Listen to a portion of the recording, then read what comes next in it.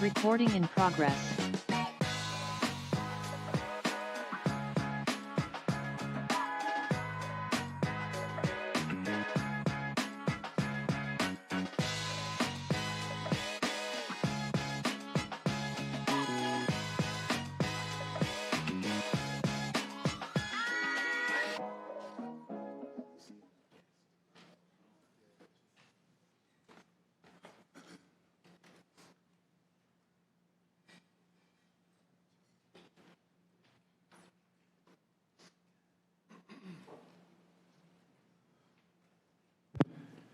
Good evening, everyone. Happy New Year, happy holidays, and welcome back. I hope that everyone got as much sleep as I did, and I hope none of you all decided to go play basketball in the gym like I did last night and ruptured my Achilles tendon, so I'm limping and in lots of pain, but I'm going to smile for you tonight. It's like after you go over 40, life is a little different, but your mind doesn't remind you until your body does. So I'm glad to be here tonight and not laying on a hospital bed. But if you've ever experienced this, gosh, we're in a league of our own. It's great to be here. We'll now have a moment of silence. You'll join me for that.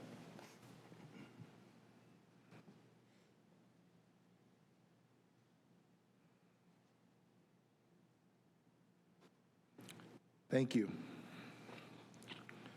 We'll now pass it over to Councilmember Freeman for the Pledge of Allegiance. Thank you. It is our practice to stand to salute the flag and say the pledge if you'd like to join us.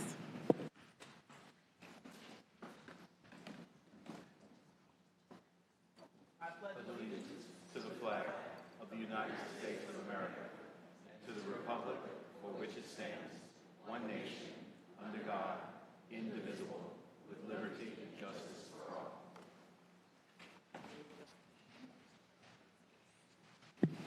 Thank you. Madam Clerk, will you please call the roll?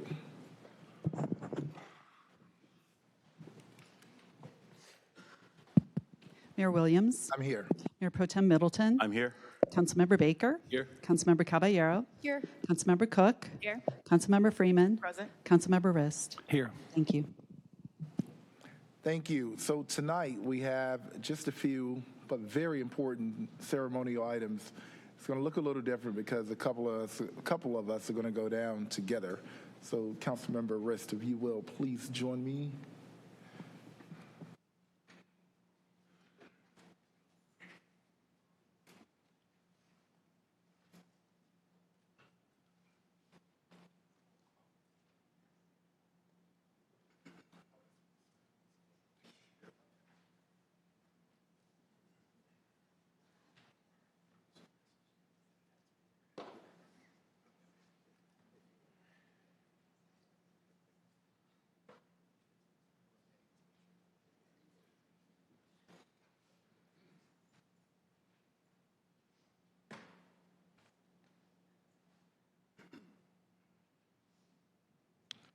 All right, so, this is new. Thank you.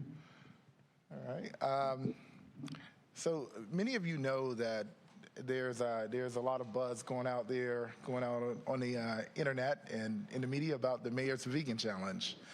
A little history about this is my wife and I, we go plant a strict plant-based diet every January. And the first time we did it was 2018 when there were many folks coming to us who were vegans, and they were like, hey, where is our time? Where is our space for the holiday dinner? Everyone's eating turkey and ham and all of those good things. And we threw this dinner where we just brought everybody together who's a vegan and some not vegans. It turned out to be really cool. But what came out of that was it was so much more than just food. It was actually an educational process of how food impacts our environment, how we can explore diverse eating habits. And where I'm from in Eastern North Carolina, you know, there are common sicknesses such as diabetes, high blood pressure, you name it. And it's really had an impact on my community and also the African American community and obesity where I grew up. And I wanted to be able to do something about it. And in order to do something about it, I needed to experience it myself. And so we tried this plant-based diet. My wife grew up that way. I never thought it would go into a formal initiative where folks across an entire city would try it out as well. So at this time, I want to bring Dr. Voorhees and everyone with you up here for coming here almost a year ago now, I believe, and talking about in March, and talking about veganism, and come on up, and anyone that's with you, and talking about it, and that's when I just yelled from the podium. I said, "Hey, I do this every January," and she reached out, and she said, "Well, we can do it too," and here we are in January with the mayor's Bull City Mayor's Vegan Challenge. And there are hundreds and hundreds and hundreds of people who are not vegan, who are trying this out. And what I tell folks, the first 3 days, it is pretty tough. As many of you all know, I own a restaurant, and we serve chicken, oxtails, all that good stuff. And I mean, I love eating meat, high protein. So it was really, really, really challenging. But after about 4 or 5 days, after about the third day, you start to feel a difference. And then the fourth and fifth day, after the first week, you start to think really clear, and you feel more agile, and you just feel better. And so I do it every January. And this year, because so many folks are actually signing up to do this, I'm going to pass January. I'm going to go as long as I possibly can. I just need to stay out of the way of the oxtails and stuff like that. But it's been a really fun challenge, and it's actually gone so much further than just a challenge. We've partnered with Durham Public Schools, and I'm going to invite you all to talk about that. We've partnered with Durham Public Schools. We've partnered with chefs all around the city. There are actually folks, Dr. Voorhees, that have been reaching out from other cities that want to be a part of the Bull City Vegan Challenge. So they'll have to move to Durham in order to explore it and enjoy that. But so we have a proclamation that we're going to read tonight in honor of this, and then we're going to give out some awards. So I'm going to bring up Councilmember Riss to lead us in that, and then we're going to have some remarks, and then we'll call up these champions. Thank you, Mr. Mayor. Thank you, Mr. Mayor. You set this thing up so well. I'll just say briefly, it was last March when Dr. Van Voorhees came and said, "Hey, I'd like to have you all read this vegan, I think it was a plant-based diet proclamation," which we did. And as the mayor said, he shouted out from the dais, like, "We should do this in January." So lo and behold, like Dr. Van Voorhees and all your collaborators here have done an amazing job of raising the profile and working their tails off to make the mayor's Vegan January Challenge work. So I'm so proud to be here, so proud of all the folks who made it happen. So let me read this proclamation. Whereas removing animal products from our diets reduces the risks of various ailments, including heart disease, high blood pressure, stroke, various cancers, and diabetes. And whereas a plant-based diet helps protect the environment by reducing our carbon footprint, preserving forests, grasslands, and wildlife habitats, and reduces pollution of waterways. And whereas a growing number of people are reducing their meat consumption to help prevent animal cruelty, improve their health, and reduce their carbon footprint. And whereas the Durham Public Health Department DINE program will highlight plant-based proteins in their nutrition and wellness programming in Durham elementary schools in January. And whereas Durham Public School students have created artwork to celebrate the benefits of vegan diets, and Northern High School culinary arts students have created healthy, flavorful vegan dishes consistent with the nutrition standards of the school lunch program. And whereas local restaurants and galleries are displaying the artwork and photos of these Durham Public School students, and local restaurants are developing new, delicious vegan dishes for diners to explore, now therefore I, Leonardo Williams, Mayor of the City of Durham, North Carolina, do hereby proclaim January 2025 as Vegan January 2025 in Durham, and urge all residents to explore the benefits of a wholesome, plant-based diet and participate in the Bull City Mayor's Vegan January Challenge. Witness my hand in the corporate seal of the City of Durham, North Carolina, this 6th day of January 2025. Yeah. Yeah. You're welcome to you.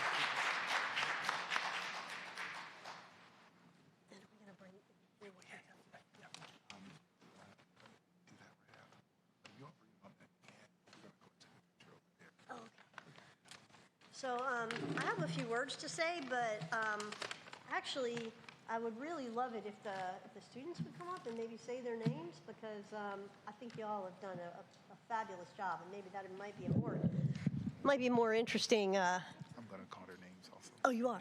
Okay, all right. I'll say my words because he's going to call your name. That'd be even more exciting. Thank you so much, Mayor Williams and Durham City Council, for issuing this proclamation inviting residents to participate in the Bowl City Mayor's Veganuary Challenge. Not only are you encouraging people to have fun exploring flavors of a plant-based diet, you're also providing an opportunity for us to improve our health and experiment with a more plant and animal-friendly lifestyle. What has really been most exciting for me as I've worked on organizing this challenge with Betty is learning just how well Mayor Williams understands Durham. In March of this year, I requested a proclamation to invite people to go plant-based for one day. And as he said afterwards, the mayor suggested that we organize a month-long Mayor's Challenge. What I had thought would be a small program exploded into a multifaceted project, including Durham Public Schools, arts, Northern High School Culinary Arts, Durham Arts Council, Durham Downtown Inc., local businesses, and the Durham County Public Health Department. It really seems like Mayor Leo knew that Durham was ready for this challenge. But the initiative would not have happened without my partner in crime, Betty Rhodes. Come on up, Betty. This is Betty. She, To know Betty is to love her, and she is truly the backbone of this effort. No less integral is Chef Bridget Harper-Reed, and who brought in Chef Johnny Rutt, and organized the Junior Vegan Chef Challenge at Northern High School.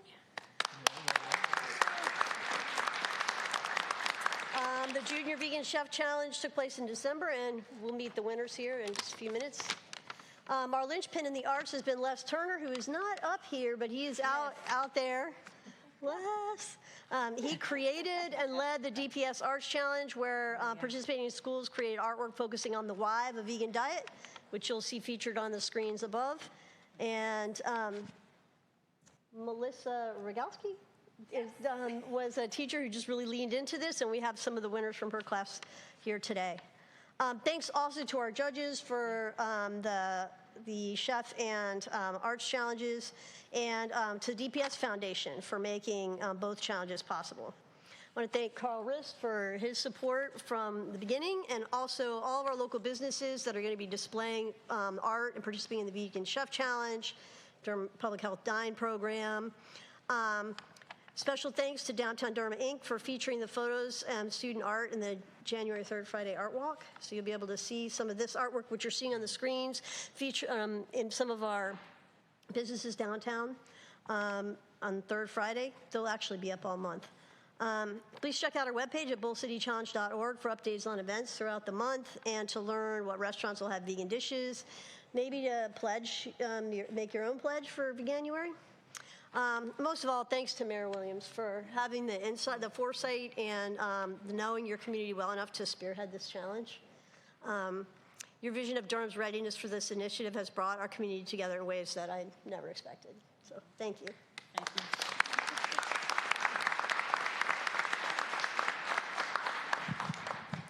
Totally, and if you get a chance, make sure you go and check out these culinary programs at Northern, and Jordan High School has one as well, but it's state of the art. And I don't say that just to kind of put it out there. Truly, we have state of the art chefs creating state of the art culinary artists as well, all in a state of the art kitchen.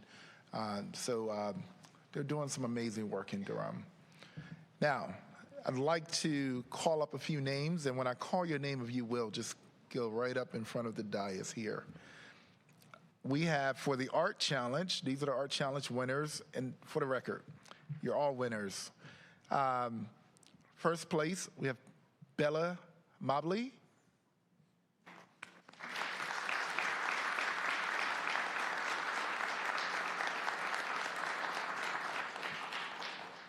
And we're going to take a picture after, and I promise this picture is going to look even better if you have that award in your hand. That was smooth, right? Second place, Lucy Thomas.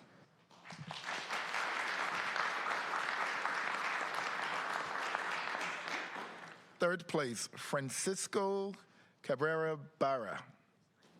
Not here? Okay. We also have some honorable mentions, B. Collins and K. Cornett.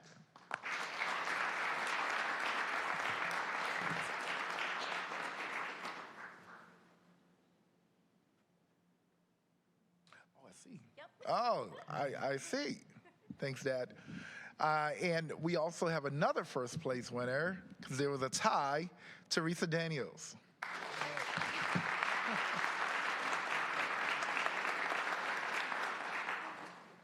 And these are our Art Challenge winners. So congratulations to you all. And we're going to come and take a picture in just a bit, okay? Should I do them separately or together? Okay. And next up, we have our Junior Vegan Chef Challenge winners. First place, Dakar, DJ, Eddie.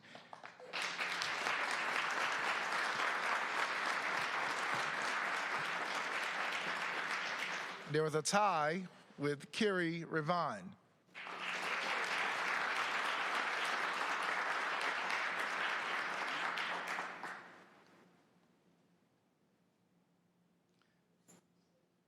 Gotcha. And the second place team, that was the first place team. Not a tie, it was a team. I was so confused. It's a lot of ties here. The second place team was Nyasia Cates, Chandler Day, Iman David, Hester, Janiyah Green, Jordan Dixon, and Olivia Horn.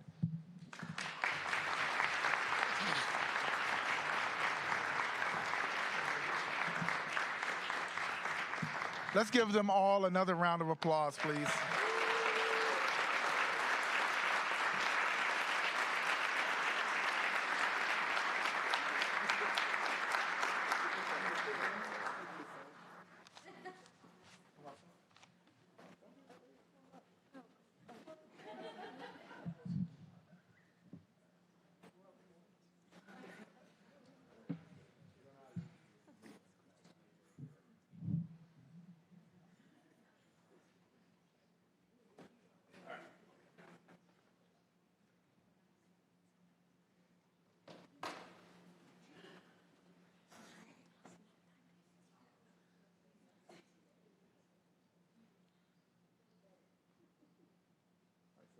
There's a really nice camera in the back. Look at me. Look at the big boy legs. And smile. Look at your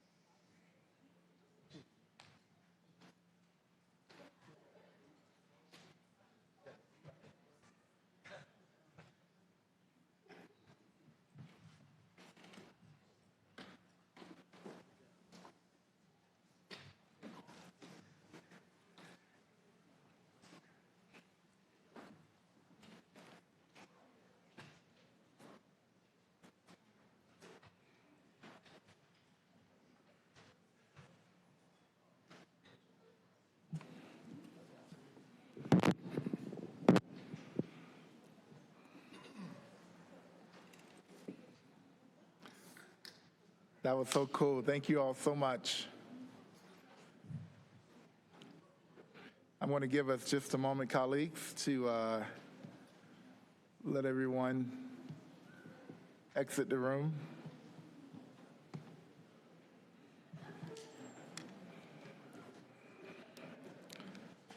I lost my glasses, so I had to get some new ones.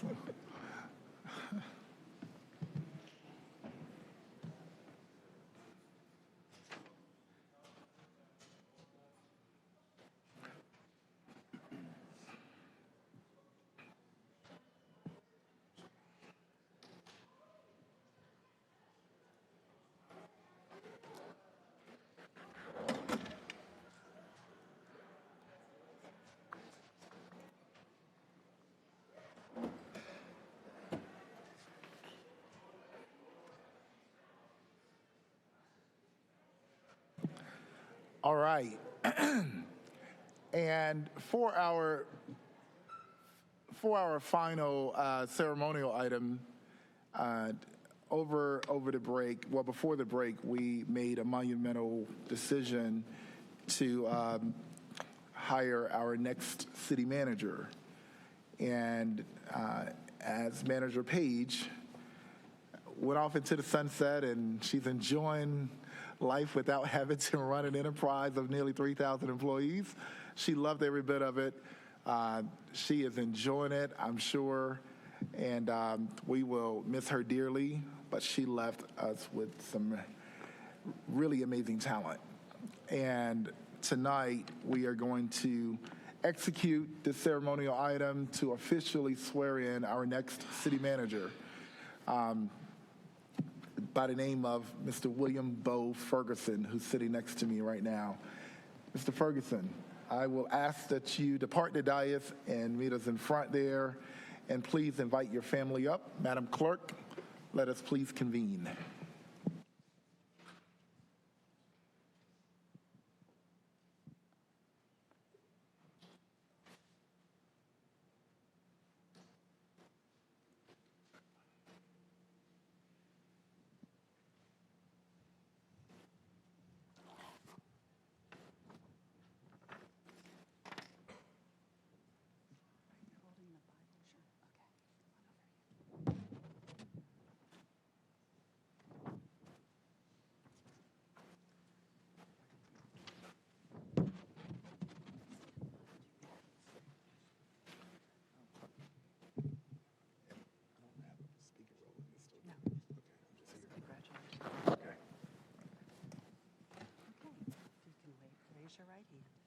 Please raise your right hand, Mr. Bowman.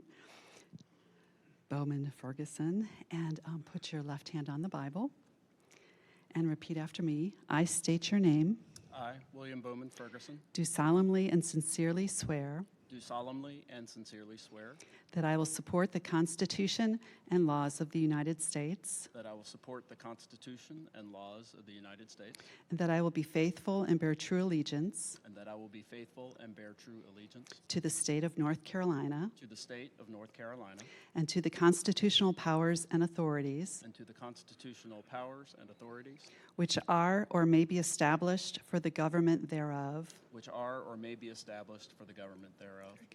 that to the best of my ability, To the best of my ability, I will endeavor to support, maintain, and defend I will endeavor to support, maintain, and defend the Constitution and laws of North Carolina the Constitution and laws of North Carolina that are not inconsistent with the Constitution of the United States, that are not inconsistent with the Constitution of the United States, and that I will faithfully discharge the duties of my office and that I will faithfully discharge the duties of my office as city manager. As city So manager. help me God. as city manager, so help me God. Congratulations. Thank you very much.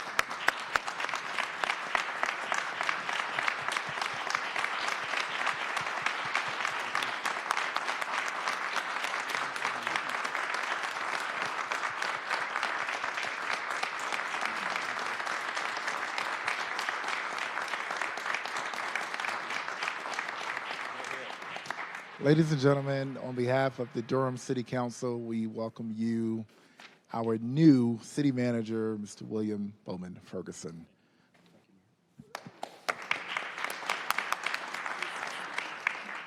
Thank you, Mayor Pro Tem, members of the council. I'm extremely honored for this opportunity and for the trust that you've placed in me. I hope to make you proud. I want to just briefly thank the tremendous staff of the City of Durham, my colleagues, the City Attorney and the City Clerk, the amazing leadership team and the Deputy City Managers, the Assistant City Manager, and all the department heads in the city, and all the tremendous staff that you mentioned before, Mayor Williams. They make this organization the gem and the leader that it is in the United States, and I'm so proud to be able to lead them. I want to say a special word of thanks to my family, my wife, Michelle, my children, Grace and Patrick. Grace is a senior at Jordan, and my son, Patrick, is an 8th grader at Givens. They have endured, as many of your families do and many of their families do, a lot of nights, Monday nights without me and weekends without me. And not only have they always been really supportive, but I'm proud to have two really curious kids who are really interested in what we do here and have lots of suggestions on how to make Durham better. And so I'll be glad to bring that. And so I'm thankful to all of them. Finally, I'll just comment briefly, since you gave me the honor of the appointment a few weeks ago, and since I assumed the role on January 1st, I've had a lot of really amazing and heartwarming outreach and congratulations. And a few people, and I'm sure that the council's familiar with this, have a sense of humor about it and say, should it be congratulations or condolences? And I laugh along with them because if you're in this line of work, you hear sort of that humor from time to time. But I want to say unequivocally tonight to all of you and to the staff and to the residents of Durham, how many moments of pure joy I have had since January 1st, since you have given me this opportunity. It is a joy to live in this city. It is a joy to be associated with this city.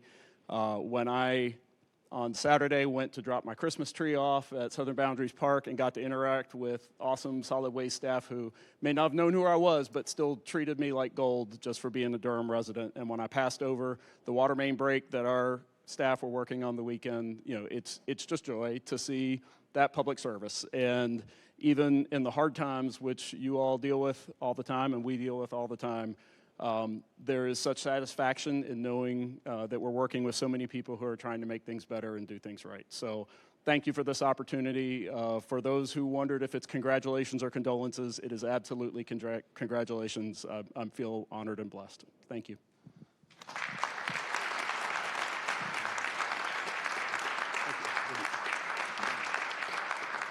I want to send special thanks to Claudia Hager, County Manager, for being here. I'm honored by your presence tonight. Thank you. Mr. Ferguson, we'd like to make this official. You have to sign your life away here. With pleasure.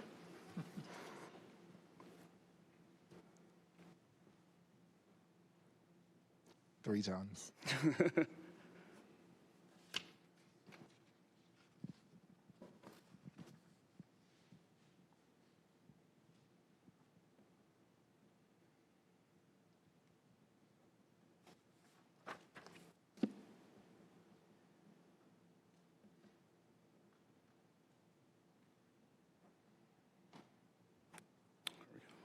It's official. Thank you.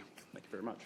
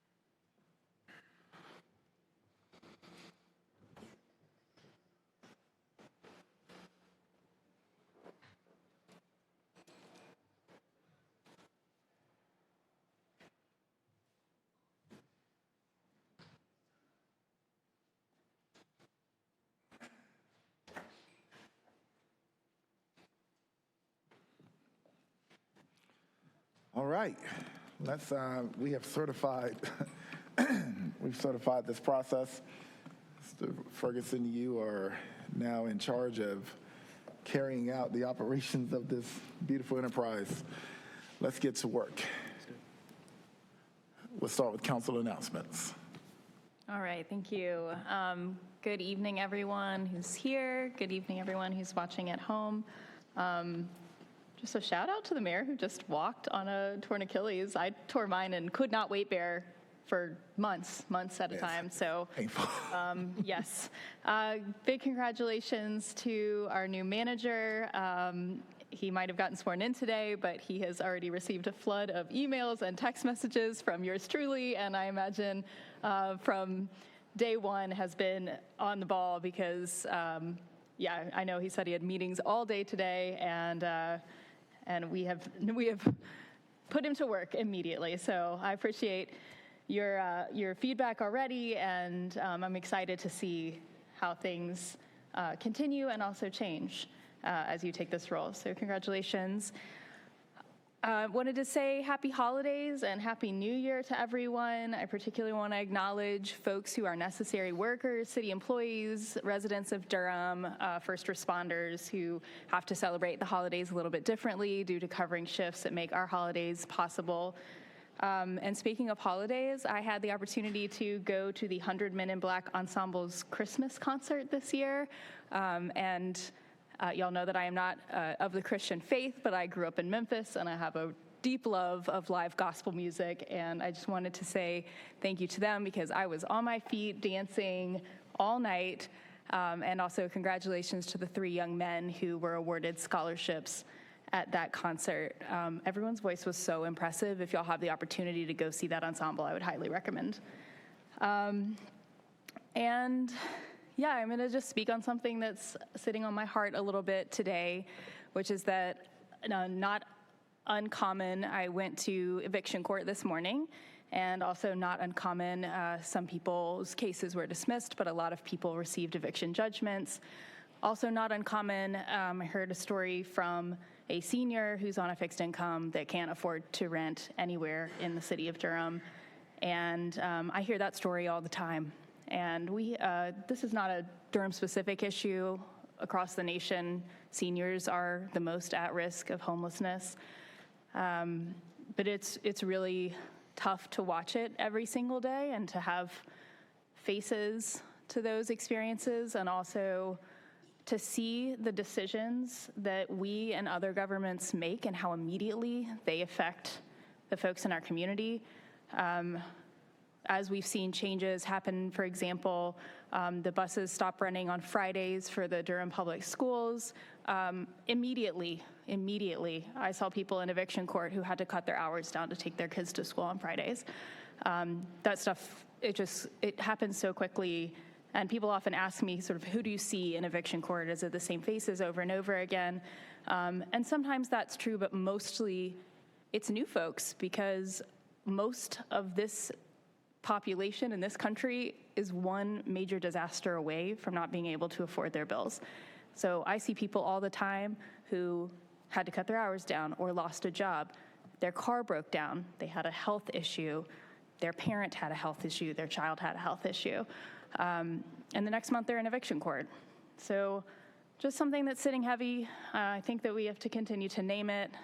I think the burden and the privilege of seeing that every morning, and so it stays with me, but I think it's important to discuss. So I'm working as diligently as I can to make sure that the city is a place where everyone can live and thrive, and I'm really ready to hit the ground running this new year. So thank you, congratulations again, and that will be all. Thanks. Thank you. Councilmember Baker. Councilmember, I appreciate those comments and associate myself with those. I'd like to offer my congratulations to our new city manager.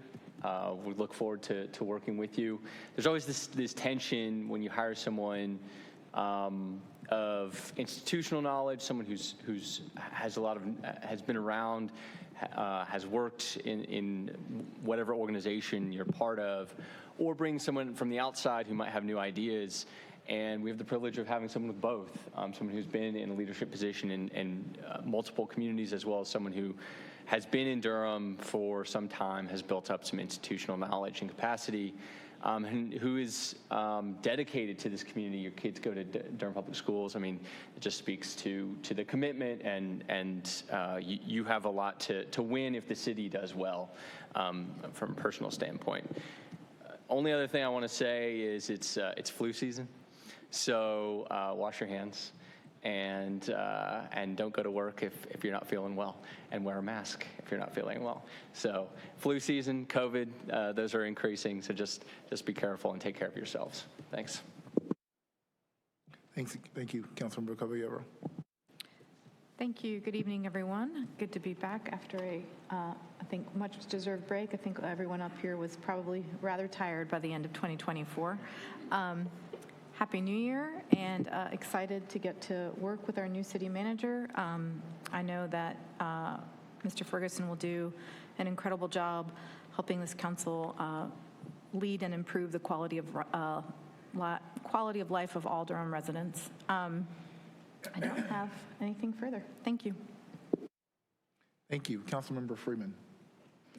Thank you. I want to wish everyone a happy new year and congratulate Manager Ferguson as well, and appreciate Councilmember Cook's comments and acknowledge that folks are struggling.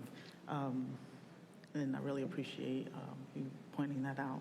I also just wanted to share that I did have the opportunity to wish our former mayor, Bill Bell, a happy 84th birthday for his renaming ceremony, which renamed Vivian Street William V. Bill Bell Way.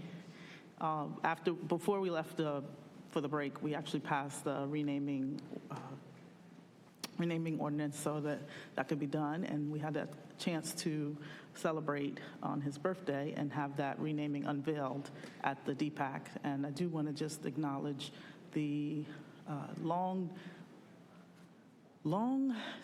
line of, or long service that the former mayor has provided to our country as a military, in the military and Army, and then also serving as county commissioner for 27 years, and then serving on the Durham City Council as a mayor for 16 years. And I will say that he has not stopped being engaged, and that that type of service to our community is a gem to have. And then just noting with the passing of former President Jimmy Carter, it's really weighing on my spirit, so to speak, in that the leadership that our country needs, we're lacking of. And so I just want to make sure that I put a big push out there for folks to get engaged and stay engaged, whether you're serving an elected office or not, boards, committees, commissions, they all need your leadership. And so I just want to make sure I make a real big push to say, please come and serve. And then along those lines, I did want to share, I didn't get a chance to speak to all of the council, but I did sign us up for the book drive with Dream Big for Martin Luther King Book Harvest Book Drive. And so we are gathering books outside our office, and then all across the city there are different locations. But on Sunday, there will be a community-wide book drive, so feel free to stop by 800 East Taylor Street, or 800 Taylor Street. The Golden Belt campus from 1 to 4 p.m. will be accepting those books that have been collected, and those books are for children, teenagers, young adults, just trying to make sure that our kids in our community have books that are diverse and inclusive of their family dynamics, their cultural history, their cultural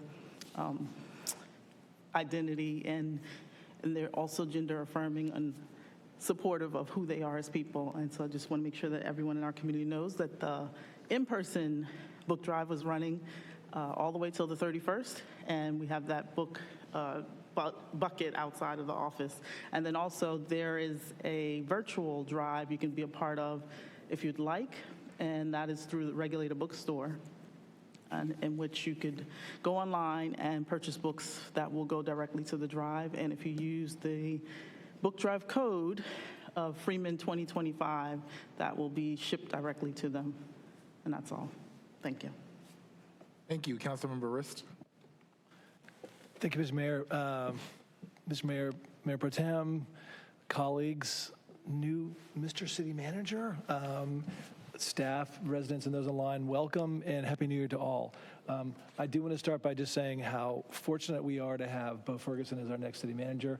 I'm excited that Bo is a top-notch manager with deep experience, with incredible knowledge of virtually all phases of city government.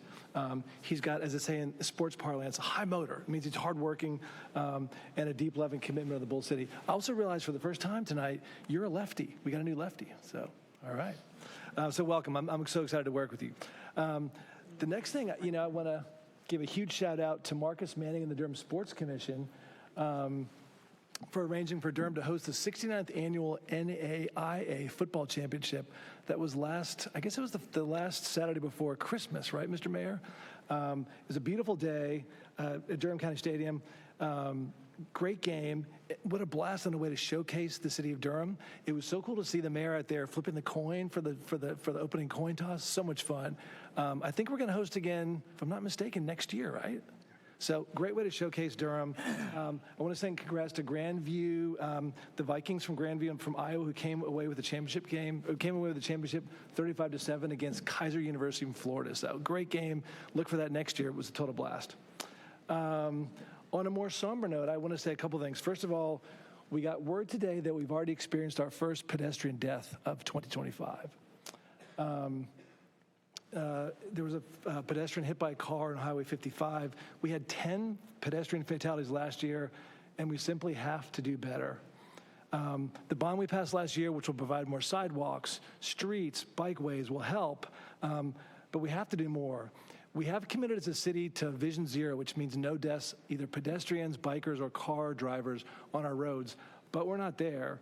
And we're expecting our Vision Zero plan by the end of 2024. We were expecting that, which will have a whole raft of recommendations about reducing fatalities and so forth. But we don't have that plan yet. So I'll be bringing a request at our work session on Thursday to get an update from the folks who are working on that plan to find out where the plan is and when we can expect to hear that and what we are potentially expecting in that Vision Zero plan. So this is a critical piece. Too many folks are dying on the roads as pedestrians and others, and we need to do better on that.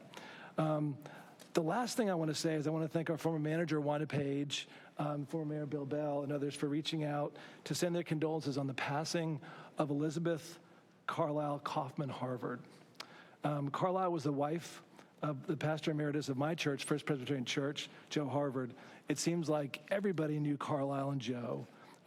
They were an inseparable pair and made a point to connect deeply with others, both within our church, as you can imagine, but also equally so in the community with so many folks. In fact, you all may recall that Carlisle and Joe were here in our chambers, about a year ago when we all got sworn in, right? And so Carlisle and Joe were among the small group of people that came forward with me and my family to share that. It's something I'll never forget. And as I recall, Joe and Carlisle are a little bit up there in age. They were slow getting back to their seats, and so the mayor said, we'll just stay up here so they were there for your swearing in as well. So I'll never miss that, or I'll never forget that moment in my life and having them here with me. They were high school sweethearts. They were married for 61 years before she passed away on Christmas Eve.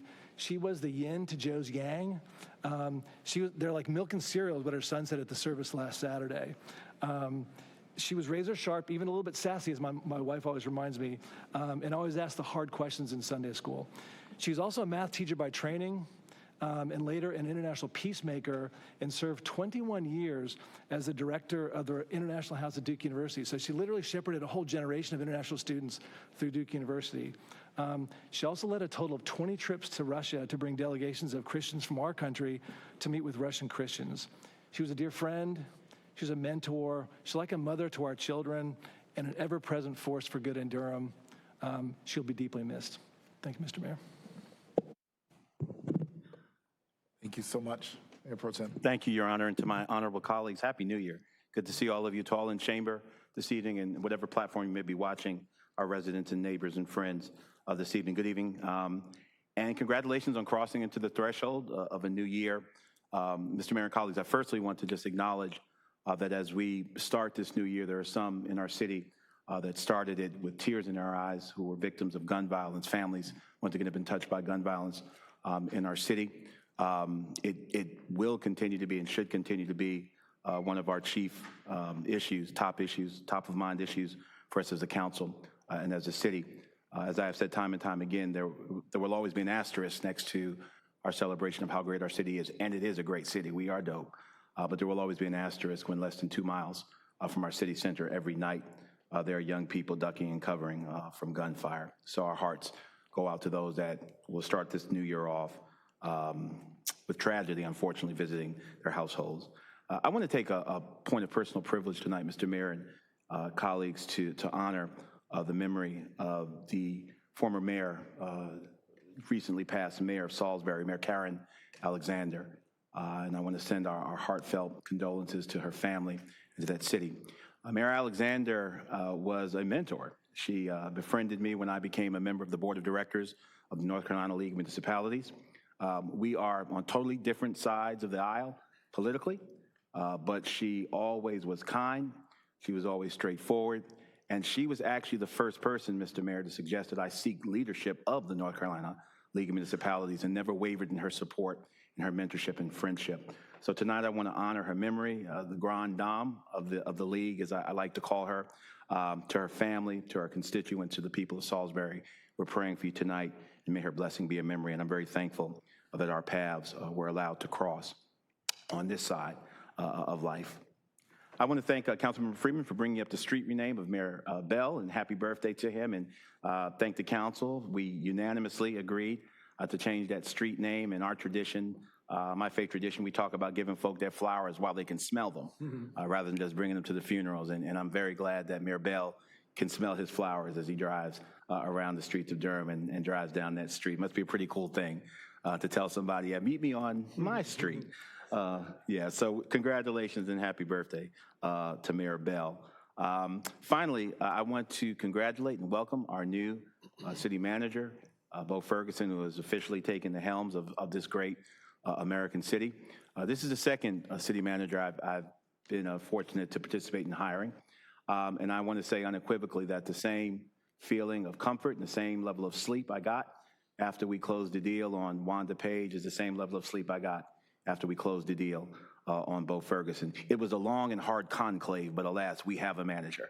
And I want to, and the white smoke has gone out, so I want to congratulate him.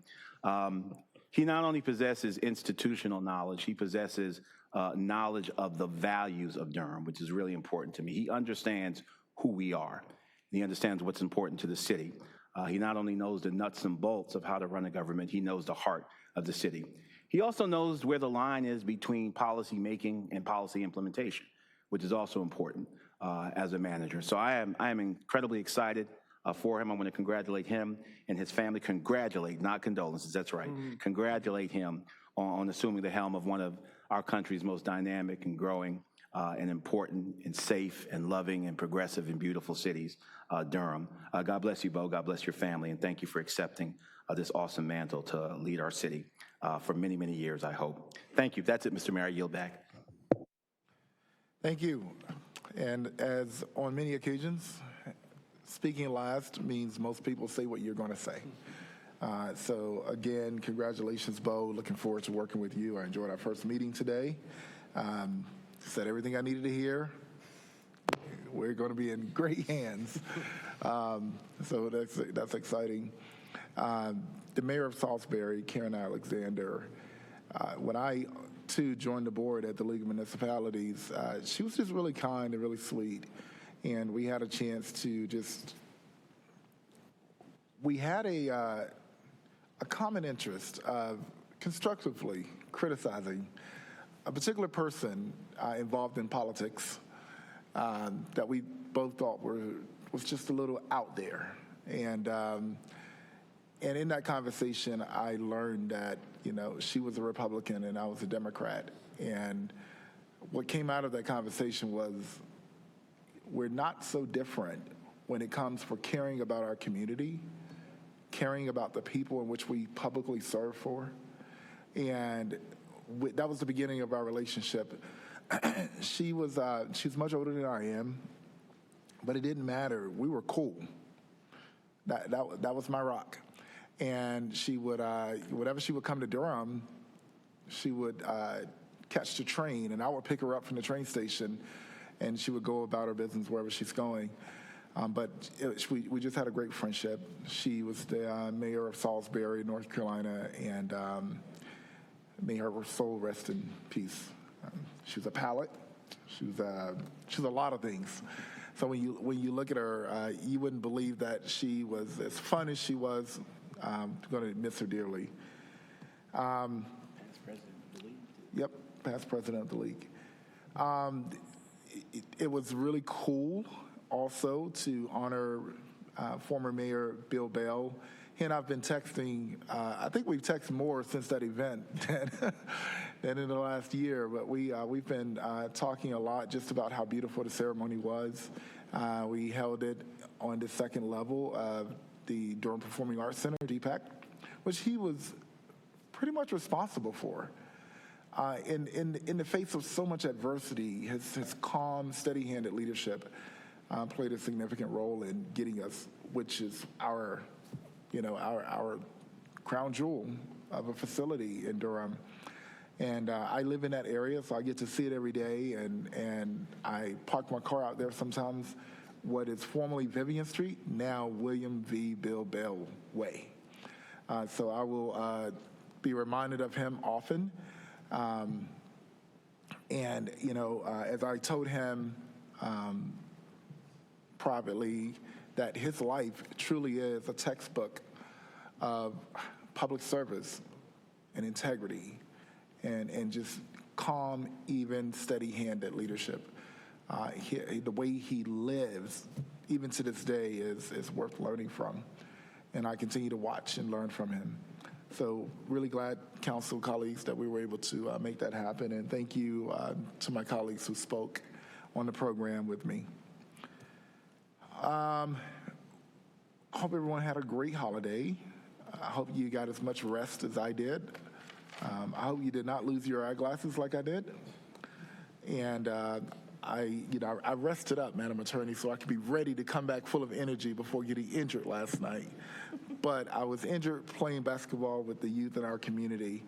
And one thing I did do over the holidays was I walked a lot, all over the city, into different communities, and just had on a hoodie and some sneakers and just spent time with folks. No agenda, no meeting, no calendar invites, just spent time with people. And, you really can understand where folks are. And so I'm making it, I don't really do the whole resolution thing, but I'm making it my mission this year to clear the fog of all of the politics. I know we say a lot of things up here and out in the community, but I want to clear the fog. I want to make sure that folks understand how government works. I want to make sure that folks understand what we can do for them, what we are supposed to do for them, and I'm going to remove all the distractions that I possibly can and make sure that we're working in the best interest of the people of this community. And so I look forward to doing that this year. And we have a lot of work ahead of us. We're going to have a lot of folks that are going to come to that podium. They're going to say a lot of things. But colleagues, I'm going to challenge us to stay the course. We're going to have to stay the course. We're going to have a housing strategy. We're going to have a homeless strategy. I'm going to invite us to have a retreat so that we can get all of these things aligned. So I look forward to doing that with you all this year. We have a lot of work to do, and I'm excited to have Mr. Ferguson here to lead us in that, work with us, and look forward to it. With that being said, now let's get to the real business. And I'll pass it over to Mr. Manager for any priority items. Thank you, Mayor, Mayor Pro Tem, members of council. Again, I appreciate all the kind comments tonight. I'm excited to get started. So the manager's office does have one priority item. The following items were disposed of during the December 19th, 2024 City Council work session. That was agenda item number 11, Citizens Matters, Jared Rist. Comments were received during the December 19th, 2024 City Council work session. That's my only report. Thank you. Madam Attorney. Good evening, Mr. Mayor Pro Tem, members of the council. It's good to see you all. Happy New Year. The City Attorney's Office does not have any priority items this evening, but I would like to say that we are also excited about working with Mr. Ferguson and look forward to the year. Madam Clerk. Thank you, Mr. Mayor. And I wanted to wish everyone a Happy New Year. And the City Clerk's Office has no priority items. And also, congratulations to our new City Manager. Right. Just real quick, colleagues, our voting devices are not working tonight, so we'll have to administer our votes by hand. Madam Clerk, I got your text. I'm sorry I didn't acknowledge it. All right.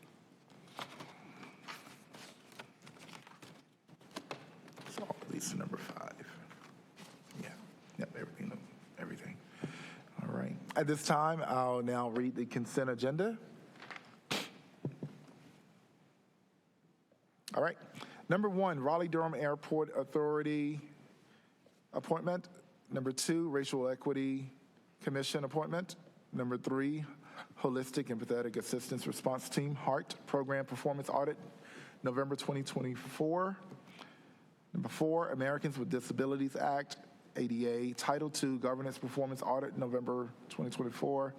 Number 6, Contract for Property Appraisal Services. Number 7, Parking Facilities Structural Maintenance Construction Contract with Carolina Restoration and Waterproofing Incorporated. Number 8, U.S. Department of Housing and Urban Development, Fair Housing Cooperative Agreement Grant Award, fiscal year 2025. Number 9, amendment to the U.S. Department of Labor, fiscal year 2024-2026 to 2026, Grant Project Ordinance number 16403 for federal grant to execute the City of Durham Workforce Innovation and Opportunity Act WOIA Employment Training Program. Number 10, Professional Services Contract Award to Schnabel Engineering South, PC for dam inspection and maintenance activities. And under GBA, which all my items are pulled for here, is the revisions to Deer Bow Hunting Ordinance. All right, I'll entertain a motion to, yes, approve, it's the word, to approve the consent agenda. Motion to approve the consent agenda. Second. It's been moved and properly seconded. All in favor? Please show by raising your hand. All right, aye. All right, all opposed. All right, got to get back in the rhythm of this. All right, thank you. So with the exception of item number 5, Madam Clerk, so we'll address that now. This is the only pulled item that we have for tonight. I'm sorry, it was on GBA, but I do have speakers. So at this time, I would like to acknowledge our 2 speakers online. Speakers Catherine Jackson and Kathy Colbs are who I have online, with Catherine Jackson speaking first. You all will have 3 minutes to speak, as well as in person. You'll have 3 minutes each to speak. Catherine Jackson, can you hear me? Yes, I can. Can you hear me? Yes, welcome. You have 3 minutes to speak on number 5, item number 5, revisions to Deer Bow Hunting Ordinance. Hi, thank you. My name is Catherine Jackson, and I live in Treyburn. I appreciate letting me call in, as I have to get up early tomorrow morning to get my kindergartner to school. As a mother of 2 young kids, I'd like to encourage you to please help us in our attempts to cull the deer in Treyburn population. Numerous times, deer have darted out in front of my car when I've been driving my kids to school. On a daily basis, we have a large number of deer on our property. It's not unusual to count over 24 deer grazing in our front yard. And twice we've removed ticks from my husband. You've expressed concerns about safety and not wanting to change the ordinance to the 60 feet and 2 acres for all of Durham.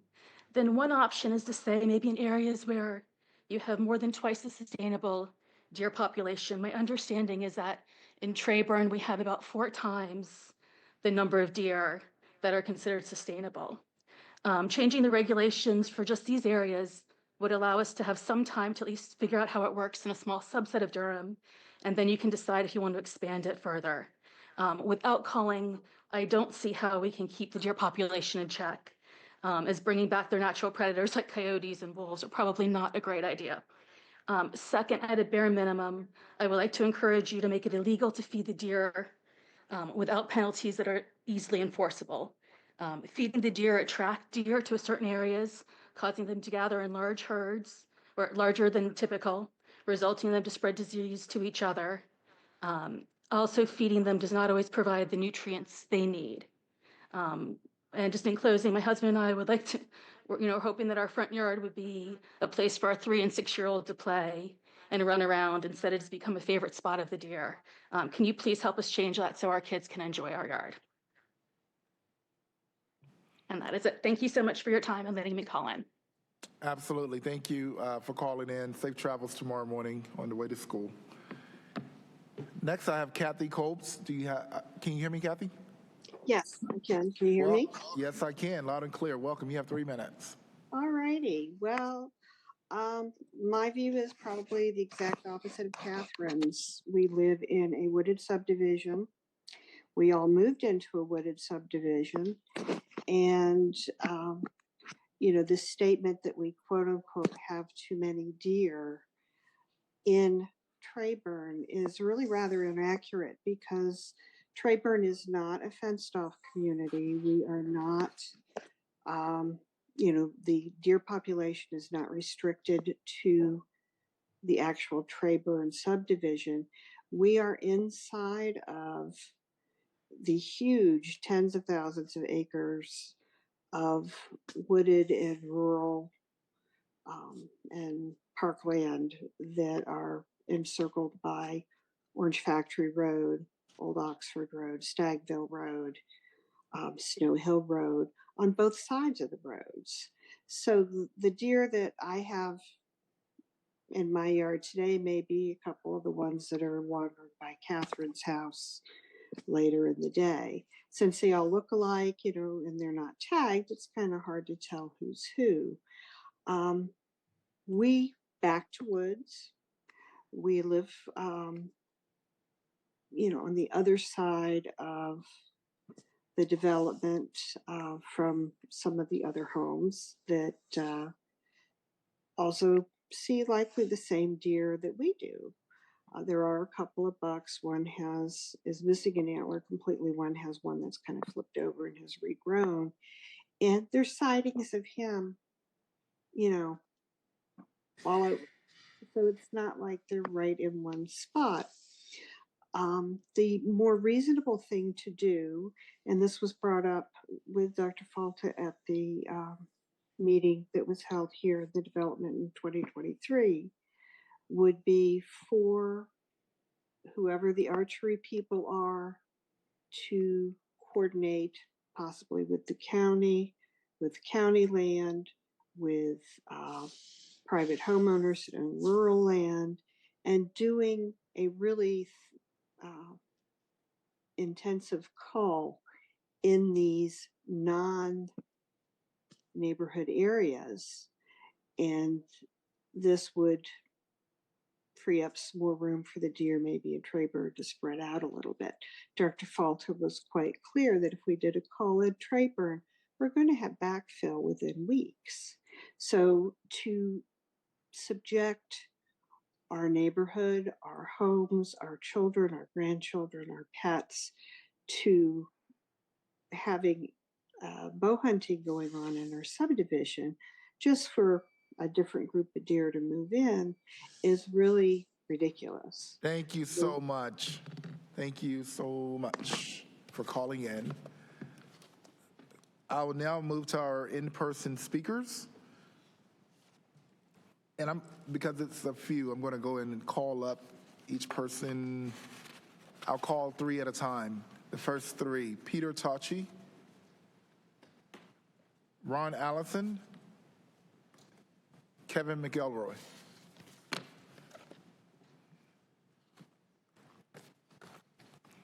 Yep, you'll go right over to this podium right over here.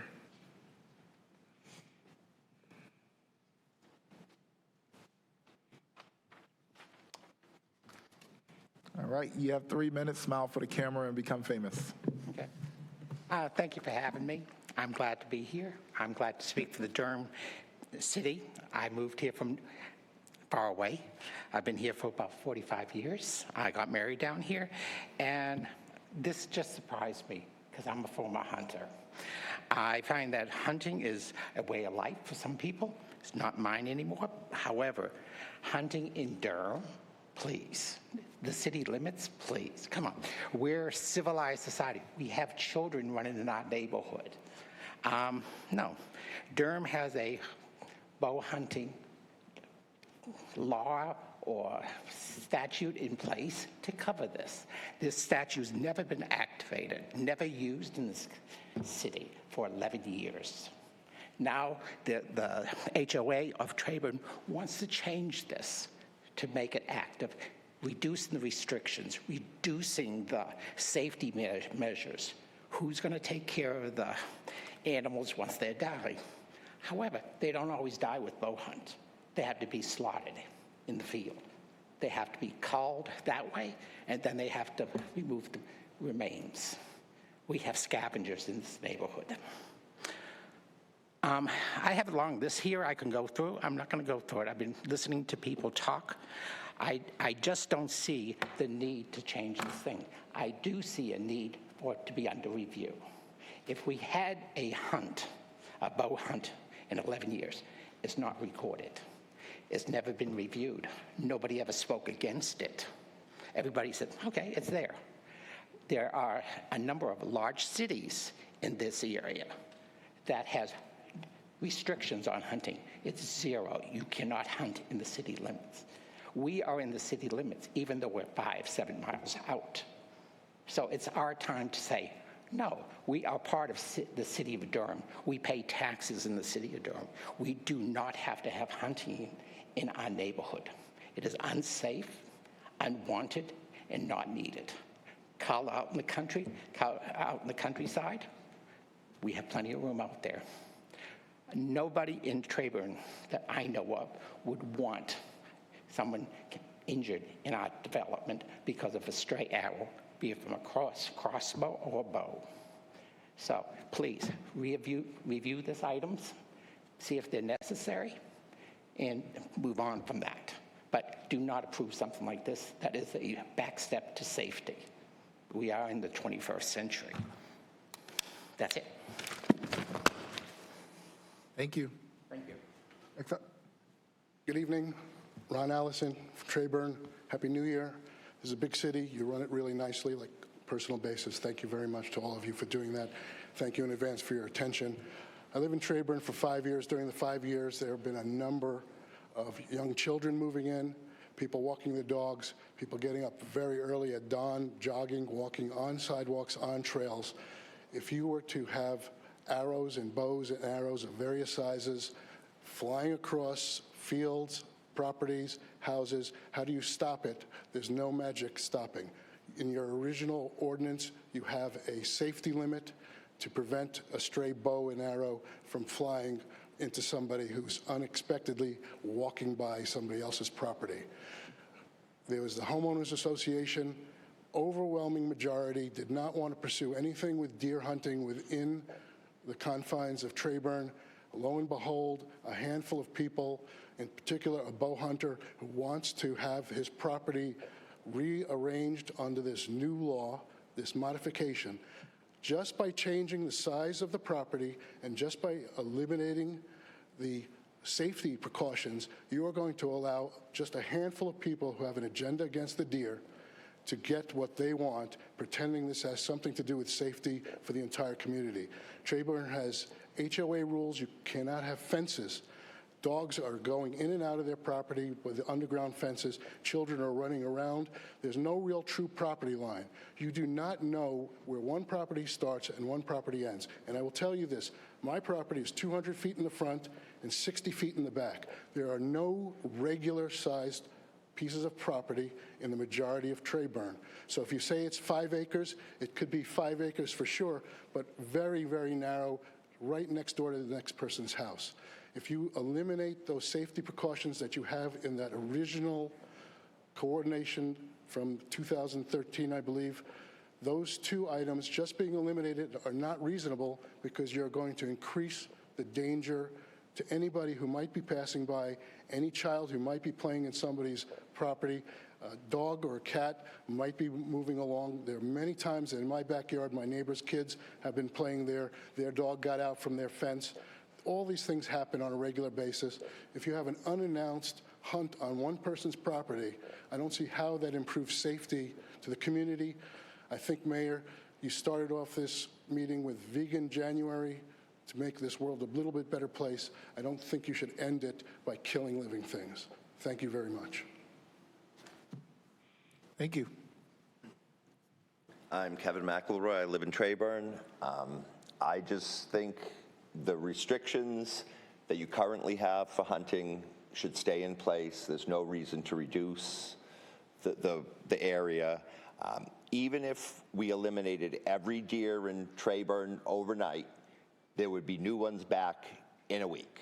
I mean, we live in the woods. You have to have wild animals. People who are afraid of deer, I mean, I guess they shouldn't live in Treyburn. They eat our plants. That's life. There's no reason for us to have dead deer laying in the middle of Vintage Hill Parkway as the bow hunter's chasing after something that he shot in the leg instead of actually shot it in the chest and killed it. It just seems utterly ridiculous to me that we're going to just have dead animals all over our neighborhood. Thanks. Thank you.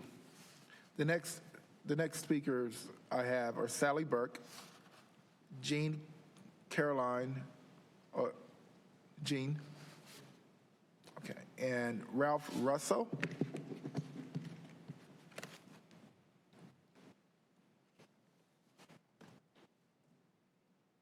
And Jeffrey Thompson. And Quincy Hocutt. Those are all of my speakers. Welcome. You have 3 minutes. Good evening. Good evening. My name is Gene Carlone. I live at 219 Tenwood Court in Treyburn. I've been a resident of Treyburn for over 17 years. The deer population has grown exponentially since 1988. And without a culling program, the size of the deer herd will double every 2 to 3 years. The Treyburn HOA board has consulted with the NC Wildlife Resources and NC State University Biology Department to provide us with information on deer and deer management programs. The NC Wildlife Resource Committee has estimated that there are approximately 70 to 80 deer per square mile in Treyburn. This number far exceeds the ideal 15 to 20 per square mile that is considered healthy and compatible with humans. The majority of Treyburn residents are in favor of a deer management program. Vehicle crashes caused by deer are increasing. Dead deer have been found on Treyburn streets. One day there will be an accident where a person is seriously injured or killed in a collision while trying to avoid hitting a deer. 40 people are killed or seriously injured in North Carolina each year in crashes involving wildlife, the majority being deer. Deer carry ticks which cause Lyme disease, Rocky Mountain spotted fever, anaplasmosis, to name a few. There are herds of deer grazing, sleeping, and giving birth on properties, as many as 30 grazing at a time, which is documented. The increased deer population so close to humans increases the probability of transmitting deer-borne diseases. Overpopulation of deer conflicts with implementation of gardening best practices, like reducing turf with pollinator gardens and increasing plant diversity. Residents have lost thousands of dollars because of deer damage to their landscape in trying to implement these best practices. The deer in Treyburn are pretty tame and show no fear around people. With that being said, we have had reports of deer attacking and being aggressive with children or adults as they may be approaching fawn and not knowing that they are so close. The deer overpopulation problem will only increase in Treyburn without a culling program. Thank you. Thank you. Next. Good evening. My name is Sally Burke. I live at 2402 Vintage Hill Drive in Durham. I want to address some of the concerns that the council had expressed in some of your work sessions. You had asked about other methods besides bow hunting to control the deer population. Per North Carolina Wildlife, you cannot round up deer like cattle or trap them and truck them off. It doesn't work. Trapping is extremely difficult and expensive. It is also traumatizing. Relocating them doesn't resolve the population growth problem. Birth control requires inoculations and marking every doe as to not repeat the inoculation. It must be done annually and is very expensive, greater than $300 per injection. It would be cost prohibitive for an HOA operating budget to try and do that. Fencing properties is another expensive option. We do allow fences in Trayburn, but you would need an 8-foot fence to really keep the deer out. They'll jump a 5 or 6 foot fence. It's not a problem for them. It's expensive to homeowners to fence their properties, and it still doesn't resolve the overpopulation of the deer.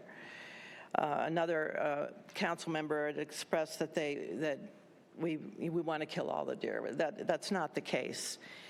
No one wants to do that. Culling the deer herd to a manageable number is the goal, which is beneficial to a healthy deer herd and protects other ecosystems.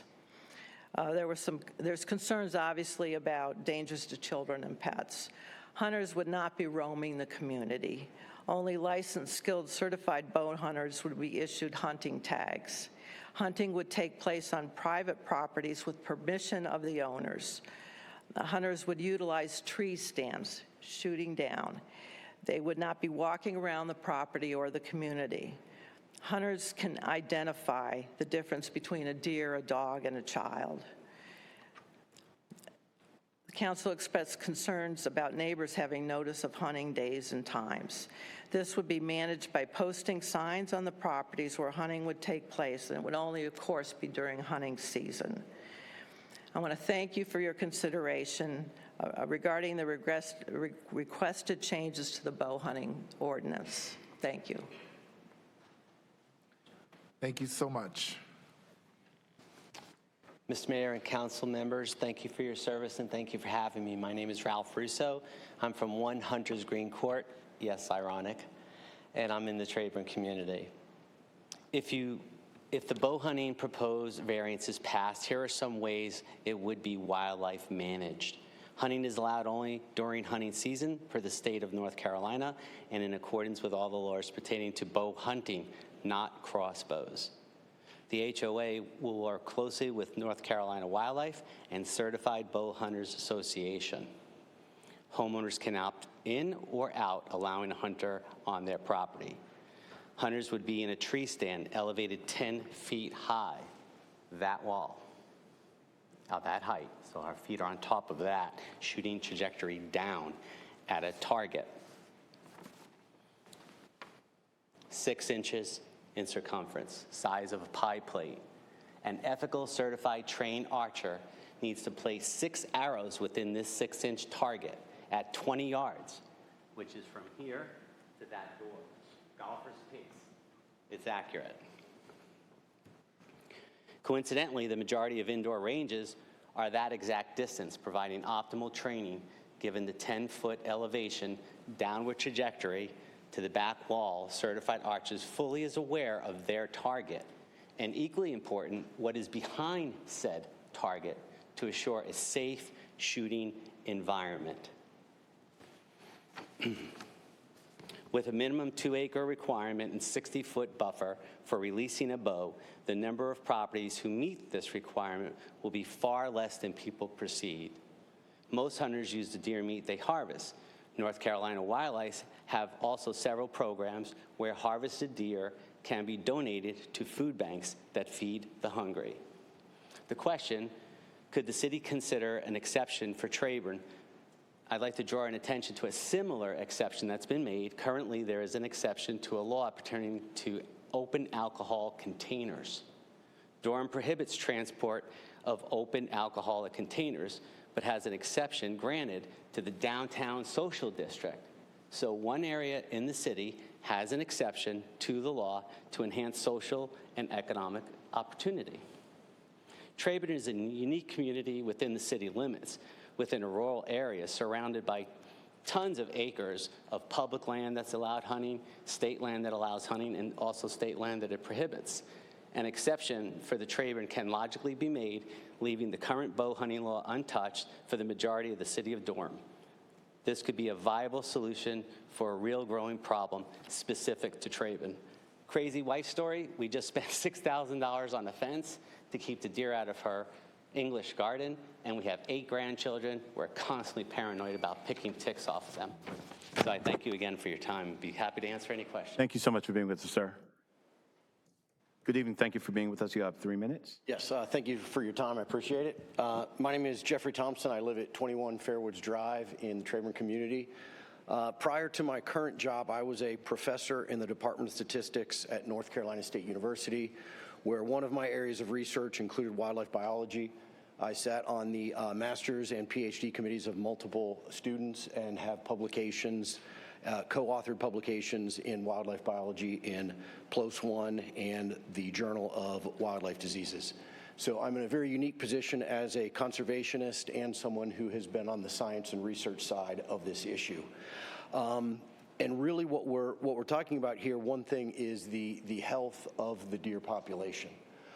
It's known in the literature that if the health of a deer population grows too much, they consume all of their food and resources in their home range. We don't want to see deer dying of starvation, dying of malnutrition because of the size of the population that you've heard some of the other speakers talk about that is well beyond the sustainable size of what the literature says for deer. To talk about the ethics, safety, and responsibility for hunters. All hunters are required to go through a hunter safety course in the state. The one that I took was a day-and-a-half program where we heard from speakers that are state biologists, also wildlife officers, to talk about responsible and ethical hunting. And among the hunting community, bow hunters typically tend to be among the best and most proficient of the hunters. Nobody gets into hunting by picking up a bow and deciding to try it out in that way. It is a small subset of the larger hunting population. Hunters do pay a state fee for their license. However, big game tags are provided free of charge by the state. So it is a state priority to keep the population of deer manageable through hunting. Every hunter receives 2 buck tags and 4 doe or antlerless deer tags free of charge on the season.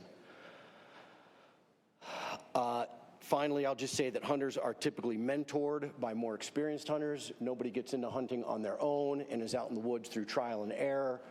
This mentorship program leads to, again, ethical and responsible hunters. That's all I have. Thank you for your time, and please do consider the change to this amendment.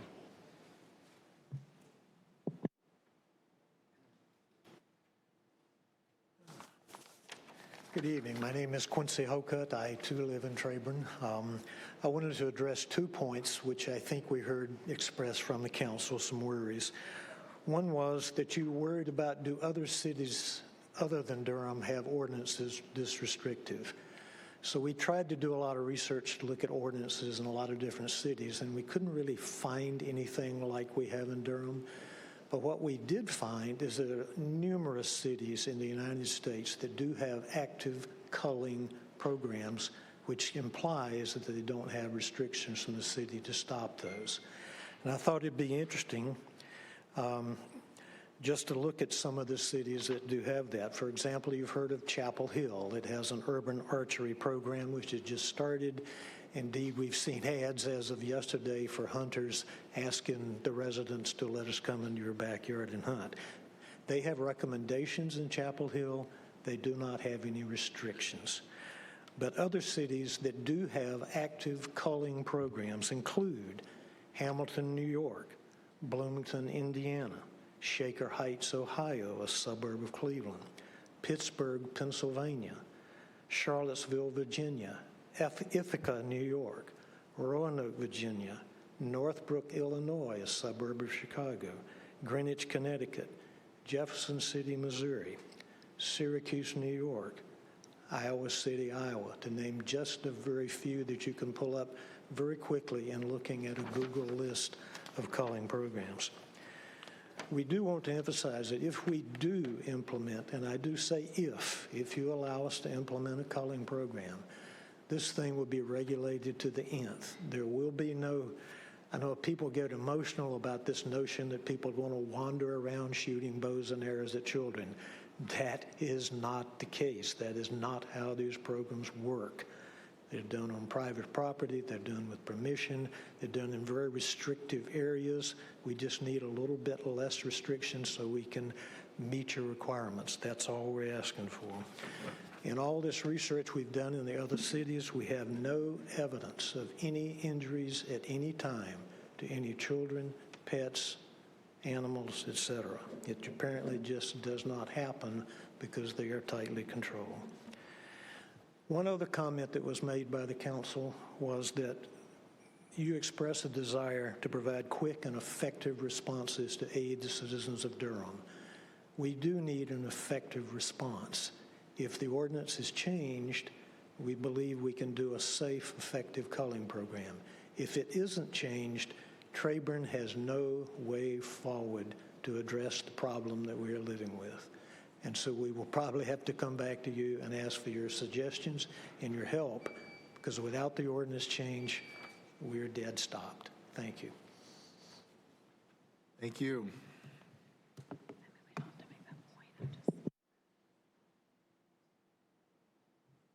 Okay.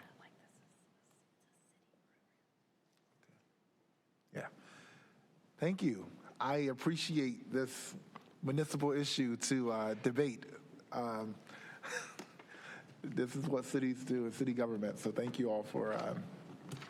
However, I'm not used to neighborhoods being on different sides of an issue in one neighborhood, so it's been a bit of a rich debate. That's why we have it on this agenda item tonight. I am going to open it up to my colleagues for any comments. Councilmember Cook.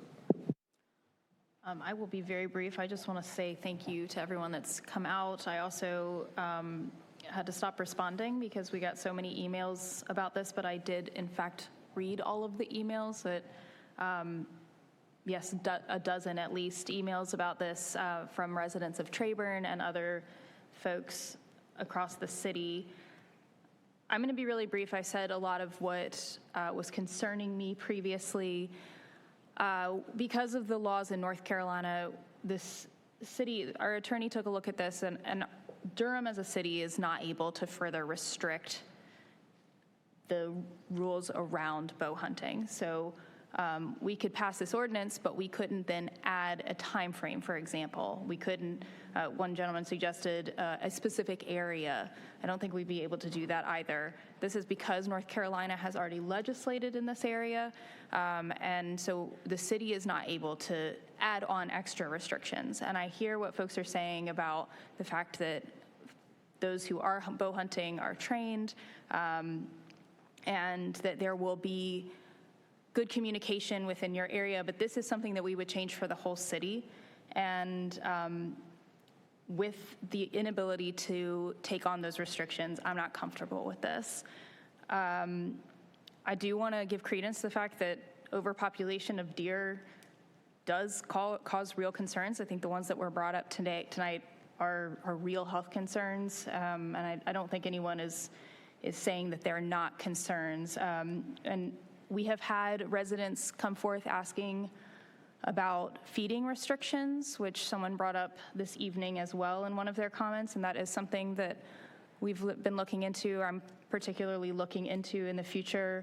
So I want y'all to know that it's not that we are not concerned about this, and it's not that we're not looking for other alternatives. But for me personally, I'm not comfortable with this language as written. And just thinking about what it means for an entire city outside of this one neighborhood, which we would have to then see impacted. So those are all my comments. Thank you, Mr. Mayor. Thank you. Mr. Baker. I also really appreciate everyone for coming out and sharing your opinions on this issue. As the mayor pointed out, it's not often that we hear differing opinions from the same neighborhood, from the same geographical area. My desire would be that there could be some additional discussion so that folks can arrive at a solution that is reasonable within the neighborhood. As my colleague pointed out, our the attorney's office took a look at some possibilities regarding the amendment and explored whether it could be restricted geographically. My understanding is that we wouldn't be able to do that even using an overlay, and so this would apply citywide. This is obviously an area that we don't spend a lot of time in, so in terms of thinking about referring this to a board or commission that could take a deeper look, there's not one that comes to mind and has not been part of our discussion. So at this time, I would not be comfortable voting in favor of this. I do think we could potentially explore deferring consideration of this and not necessarily voting no tonight, if that's the council's desire. However, at this point, I will not be voting yes, and I will be listening to my colleagues' discussion. Thank you. Thank you. I appreciate all the residents who've come out. Either they came out tonight and may provide public comment, or they emailed us. This is not a set issue for the neighborhood. There's clearly lots of debate and discussion within the neighborhood of Treyburn, so I can't imagine what it would be like across Durham if folks were paying more attention and seeing the conversations. I think that one of the recommendations that I'm not the liaison to the Environmental Affairs Board, but wondering if this could get brought to the Environmental Affairs Board. That is both a joint city-county board that is residents that live both in the city and the county. I'm interested to learn more about what other cities are doing. Very much aware that deer can be dangerous in the sense of tick-borne illnesses and vehicular accidents. I think that would also maybe getting the EAB to do some research about programs in other cities. Are they city-run? I think it could put some clear parameters and guardrails that maybe other residents would feel more comfortable about. They could also maybe do some research around what feeding restrictions look like, because there are other neighborhoods in Durham who are raising issues around feeding of wildlife, not just deer, that have come to council. And so that is one of the things that I would like to see as a council member. I will not be supporting this tonight, but I think we owe it to residents to continue this conversation. Thank you. Councilmember Freeman. Oh, thank you. I appreciate the conversation. I do appreciate the folks coming out tonight to speak. And again, along with my colleagues, I am one of those who does feel uncomfortable moving forward with this at this point. I did hear the comment about deferred consideration, but I do also want to agree with Councilmember Caballero in that I think our Environmental Affairs Board has been the point of reference for these types of topics, and just trying to figure out if there is some intermediary or some other way. I do think that might be a great possibility, and I also understand the dynamics or the complexity of what you're saying, and that the deers present a health concern, but I'm also very, very much uncomfortable with culling across the city ordinance. And so figuring out if there's some way to tie in population like that, there has to be some levers in this, and that's not there yet. And so it definitely doesn't feel like it's ready yet. So I'll leave it at that. Thank you.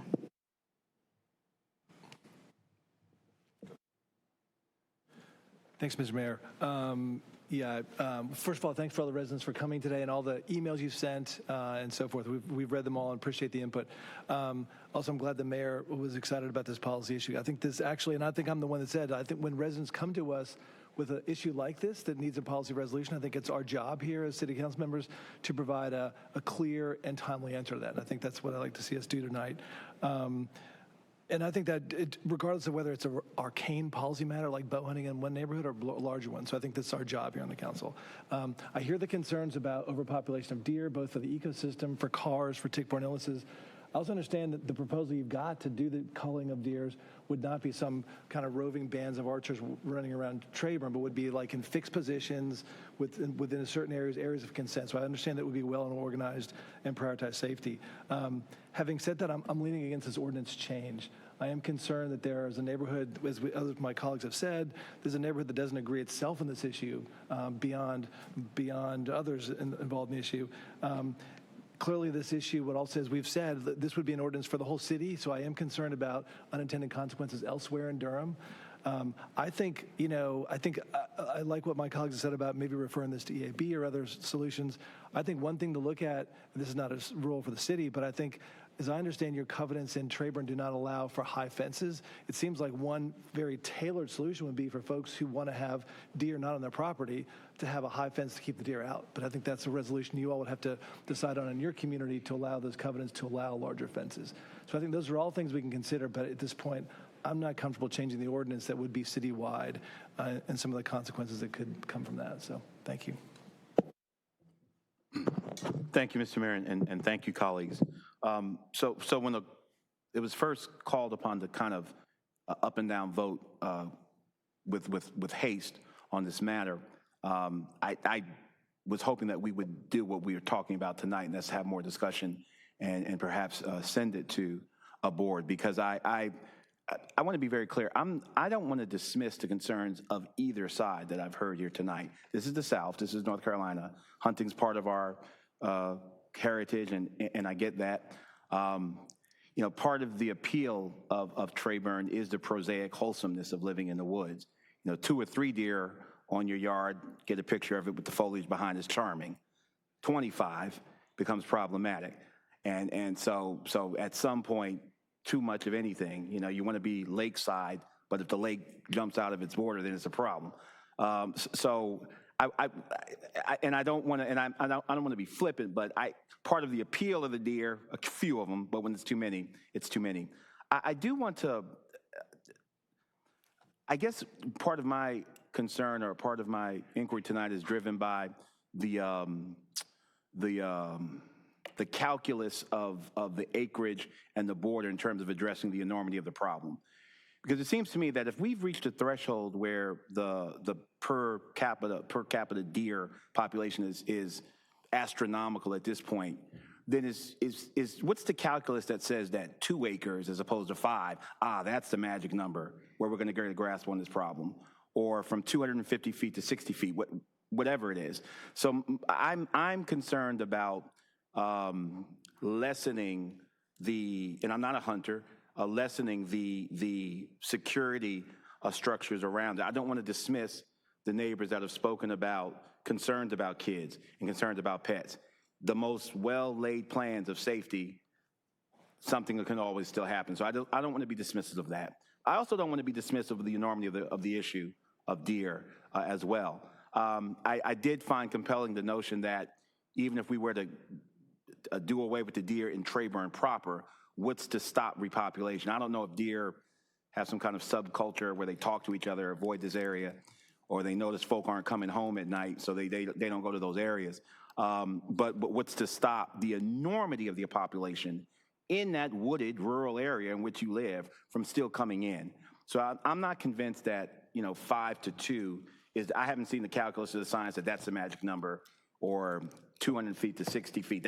That's the number that to bring this problem under control. So that's the tension I hold. I don't want to vote no, but as this is stated tonight, I don't want any tweaking of the acreage or the buffer without seeing some compelling argument that this will in fact address the enormity of the problem. I'm not interested in window dressing or posturing. If it's still going to be the enormity of the problem, then that's not a real fix for me. So I wish we had remanded this or put this in the hands of some board or appropriate convening to give us more information moving forward. But here it is. We are at voting time tonight. Come back. And even if this is voted down tonight, we still have an ordinance on the books that does not preclude. And whether you think it's effective or not, that's another discussion. But I won't be supporting this language tonight, as I telegraphed in previous work sessions. with the caveat or asterisk next to it, I wish we would have had some more discussion, and I hope we will on this. And I thank all of you for coming out tonight. I appreciate you taking the time to come before the council. Thank you, Mr. Mayor. I yield back.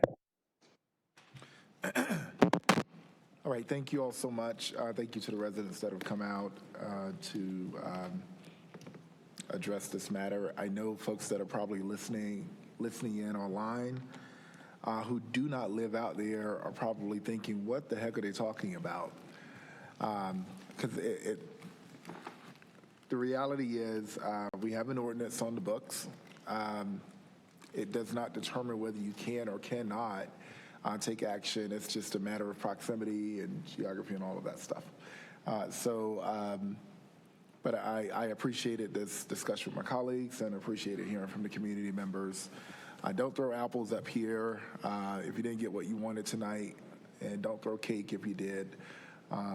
It's one of those situations where you heard a lot of more discussion. Political speak for, it's just unclear in a sense. So I do think, I agree, I think this would be a good topic for EAB, the Environmental Affairs Board, to sort of take up, because there are a lot of other factors at play with the overpopulation of deer. Not everyone had the luxury of growing up like I did in eastern North Carolina, where this was a daily hobby. But with that being said, I'll go ahead and call for a vote. So let's see. So at this time, I'll entertain a motion to adopt proposed revisions to Ordinance Section 6-3, shooting or poisoning wild game or squirrels and deer bow hunting. Moved as read. Second.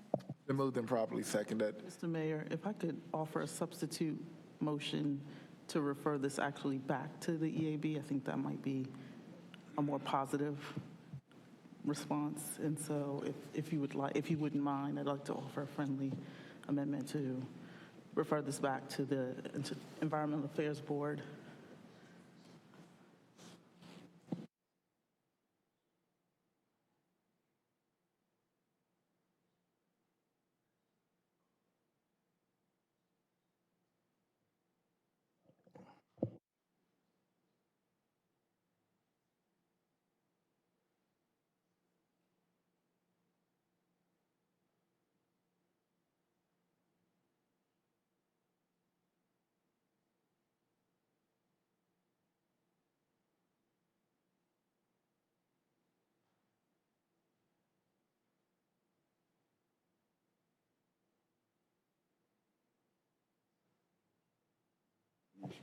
So,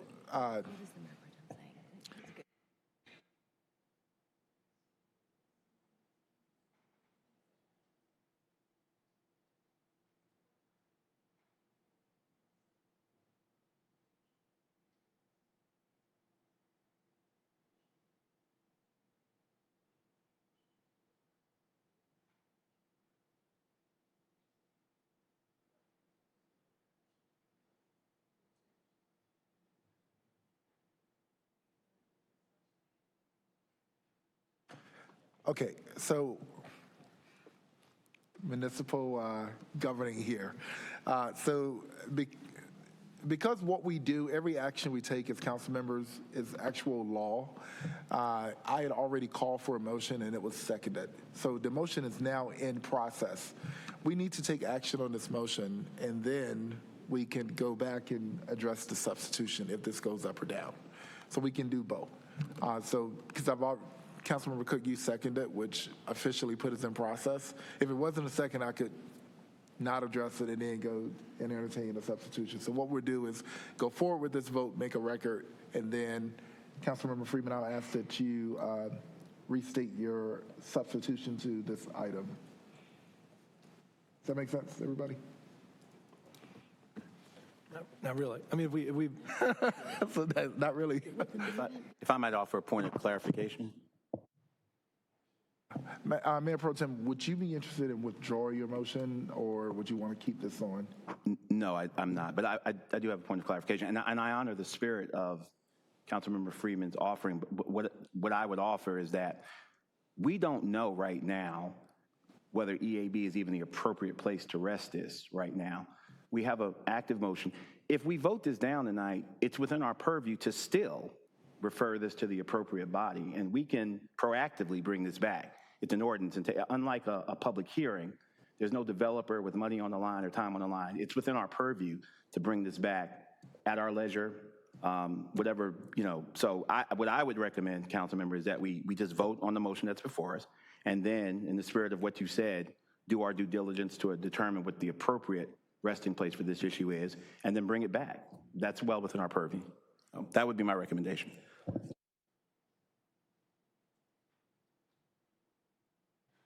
I'm going to agree with the Mayor Pro Tem, and I love this issue. Did you hear that? These two agree. We're both progressive. What I do want to say about this is that it sounds like everyone on this council is interested in further developing it. It might not look like what we have in front of us. So at this moment, I'm not comfortable referring this back. I know that's not even on the table, but I'm just kind of explaining my thought process, which is that everyone is interested in some method of addressing this issue. And like we said, that this is coming from Treyburn, but there are neighborhoods with concerns about wildlife in other places as well that have come to us with different possible solutions. I'm not sure then if EAB is the right place for this to go, what our recommendation will be coming back. It might be bow hunting, but it might be something totally different. So at this time, I'm good with my second. And right. I'll entertain it. I'll go ahead and call the motion. Well, it's been properly seconded, and we've had discussion. Madam Clerk, you don't have to vote this thing. All in favor, please raise your right hand. All opposed? All right. Thank you. The motion fails. Do you have that record, Madam Clerk? All right. All right. That's all the business we have for tonight. We didn't even need to break for our closed captioning. Colleagues, we are starting the year out right. Thank you all so much. And at this time, at 8:46, residents, thank you all for coming out. We will adjourn at 8:46.